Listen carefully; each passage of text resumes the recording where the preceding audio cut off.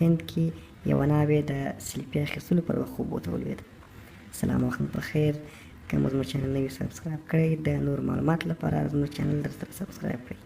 د هند د تامل ناډو ایالت کې پولیس وایي یوه نوې واده شوې مېرمن او د کورنۍ درې غړي یې د سلفي عکس اخیستو پر مهال د اوبو په یوه حوض کې ډوبه شوې ده.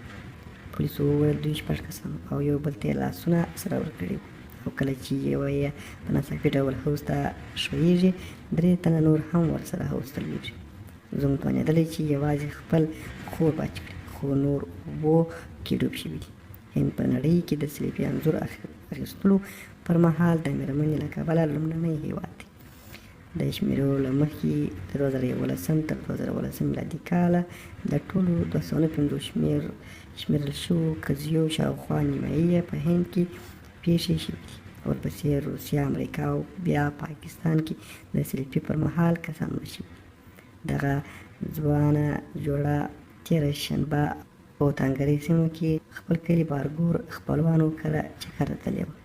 3 کسان یو ځای اوبو ته دننه شوي وو چې ناڅاپه د دوی له ډلې یو 14 کلن هلک وښویېد او خپلې 2 خویندې، یوه 18 او بله 19 کلنه نوې واده شوې مېرمن او د زوم خور یې له ځان سره کش کړي.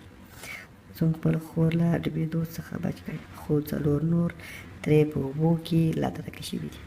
پولیسو ویلي چې مړي یې وروسته ترلاسه کړي او د دوی طبي معاینات به ترسره شي. دا په هند کې د سلفي انځورونو اخیستلو پورې تړلو پیښو وروسته دی. د دې برخې کارپوهانو خبرداری ورکړې چې خلک په خواله رسنیو کې د خپلوانو او ملګرو د اغېزمنولو لپاره غیر ضروري خطرونه مني.